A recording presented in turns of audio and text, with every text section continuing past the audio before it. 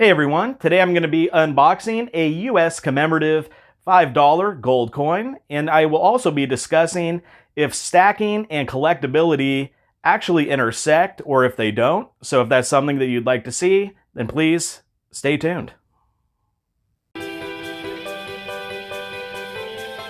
Stacking Kat.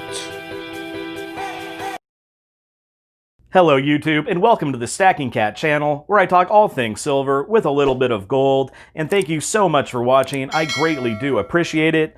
Alright, as you can see, I have a box right in front of me. I just ordered through Liberty Coins, through their eBay site.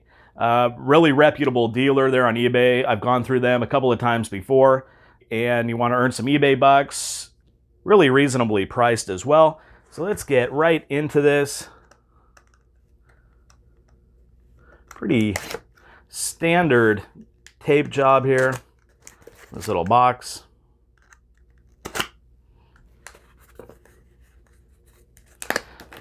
Let me get this off camera.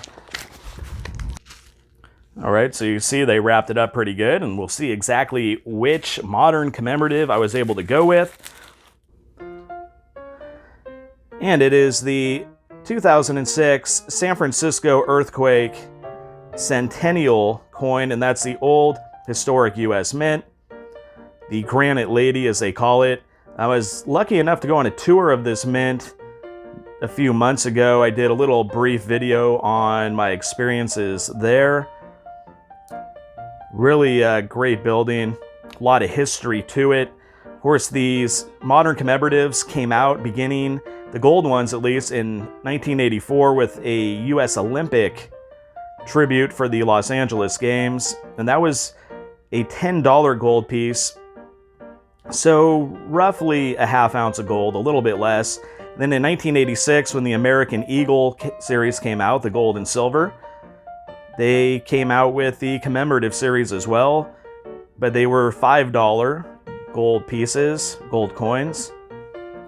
So they are 0.2419 ounces of gold, just like the pre-33 stuff you would see like in the Indian heads and all of that. Let's turn this thing over. So this series has been really popular, as some of the proceeds from the sales actually go to projects that are depicted on the mint, such as maintaining national monuments, museums, other historical places, Olympic programs, just a way for the mint or the treasury to kind of give to those programs, just give a little incentive to those who buy it. Of course, I bought this secondhand. They have a limited mintage of 100,000 of these, and in this instance, out of the proofs, they minted only a little over 44,000 of them. I believe 44,174. And in the BU state, 17,500. Now those are much more difficult to find and a little more expensive. So I went with the proof, and it's a beautiful coin. I really like it. Like I said, I have a little history with the US Mint there in San Francisco, one of the more iconic mints in our country and probably around the world. And this particular coin is commemorating the centennial of the great 1906 San Francisco earthquake, which was tragic, as a lot of us remember just studying through history class. It was a 7.9 earthquake. Over 3,000 people died. 80% of the city was destroyed by fire. But the Granite Lady, as it came to be known, not until the 1970s, but it was referencing the earthquake and how this is one of the few buildings that stood during that horrible event, and it became a rallying point for the city. It also was holding a third of the US gold bullion reserves at the time, so they had to make sure that everything was running smoothly security-wise there after the earthquake. However, they turned it into kind of a congregation place where people could go and get aid if they needed it. Since, 80% of the city burned down, a lot of people lost their houses, their businesses. So they went to the old mint. It was a place to go. And the actual imagery on the coin here is the original artist rendition that was put out by A.B. Mullet. He's the architect who designed this mint in 1869. So they paid tribute to him by putting this here on the obverse to celebrate the centennial of the earthquake, not of the mint itself. By 1906, the mint had already been standing for, 37 years, nearly 40 years, so. But the reverse is the classic one you see on the back of the Liberty heads, Christian Gobrecht's design. We all know this one on the pre-33 gold, the Liberty head, reverse. So they pay tribute to that, which is really cool as well. I like how they incorporate, the US Mint incorporates a lot of old designs, a lot of historical context to the different coinage they put out. Really something fun they do. So then I wanted to talk about stacking these versus collecting these. Now these, at first glance, you would say that's a collector item. Let me get a little better angle here and we see what we can do with that. All right, so I hope that comes in a little bit better. You can see where it says, it talks about the centennial of the earthquake and fire there with the sketch of the mint in the background.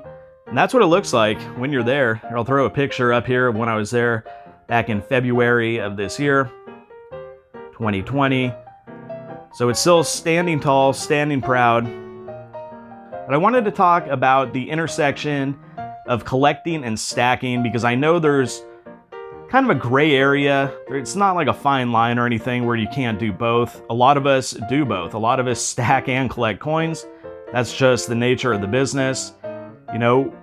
My main goal is stacking. My channel is called The Stacking Kat.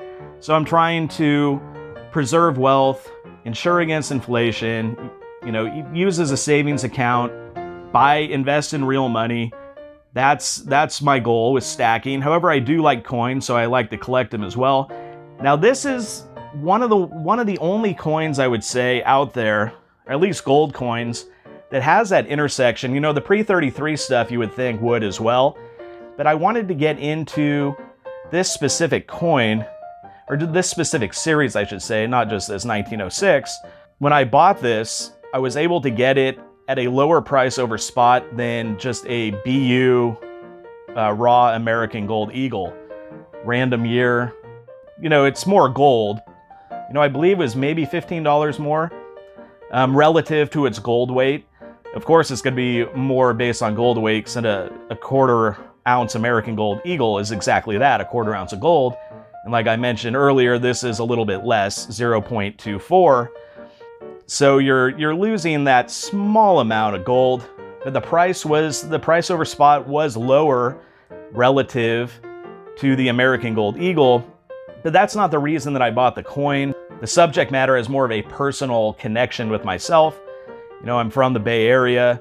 I've went by that mint when I was a kid, not even realizing like the historical significance of it at the time necessarily. I'm lucky enough to be part of the California Historical Society, so I was able to go on a tour.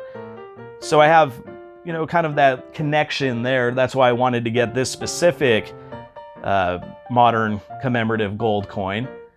But they also sell them, you could find on a lot of the online bullion sites where it's just like a random BU version. A lot cheaper than you're probably going to find an Eagle for. Now it's 90% gold, 10% copper, just like the pre-33 stuff. Another reason why you're losing a little bit of that overall gold weight. However, there is a case to be made when you go back to sell it one day that the Eagle might get you a little bit more. However, this is still put out by the US Mint, backed up by the US Treasury and government. So that's not an issue. It's really subjective, I think, when it comes to these. The Eagles or the 1 ounce gold buffaloes are a lot more objective because it is what it is. Whatever the year happens to be really does not matter unless it happens to be a key date. There's a few of them out there, but for the most part, a random year, quarter ounce gold Eagle, is going to fetch you the same amount regardless. These do carry that extra collectability, but it's just something that, I don't know, I guess it's personal preference in a way. But you could stack these as long as you get them for the right price. Now, I'm buying it more for the collectability factor versus the stacking factor. However, it's still going into the same pool. It's still adding to my gold stack is what it is. And if I ever had to come to a point where I had to sell it, I would have to include it. Now, it might be the last to go because like I said, you get kind of this attachment to it. But, you know, that's the game basically when it comes to stacking precious metals or collecting coins. Sometimes there's hard decisions to be made, and sometimes there's easier decisions to be made. And I just think these modern commemorative gold coins kind of fall right in that sweet spot. It's just right at the intersection where one street going is stacking and the other street going is collecting. And it's just a decision you have to make for yourself, the route you want to go.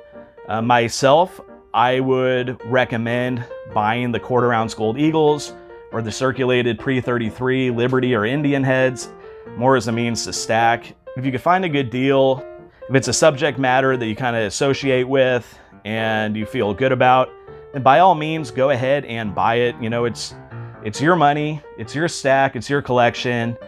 It's do what you got to do. Okay, so that is going to do it for this video, and I hope that you all enjoyed it. And if you'd like to see similar videos about silver with a little bit of gold, then please subscribe and push that notification bell, smash that like button, and leave a comment. Let me know what you guys think about these modern commemorative gold coins, if it's worth stacking or just for collecting. And until next time, this is the Stacking Cat.